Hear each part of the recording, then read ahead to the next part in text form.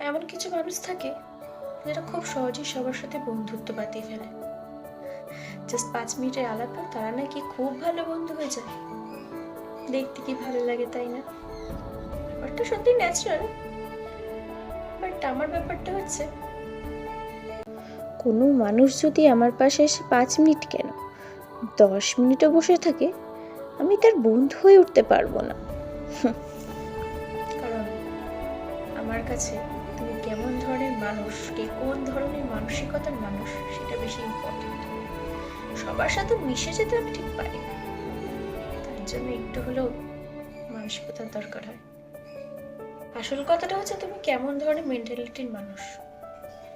ক্ষণিকের কথা বলে তোমার সাথে যদি এমন মনে হয় যে তুমি সেম মানসিকতার মানুষ, তবেই তুমি আমার বন্ধু হতে পারো, নইলে না। অ্যাকচুয়ালি মেন্টালিটি সেম হলে বন্ধুত্বটাও সুন্দর হয়। একে অপরের কথায় একে অপরের সমর্থন করে, দুজনের মধ্যে তর্ক বিতর্কটা ঠিক থাকে না।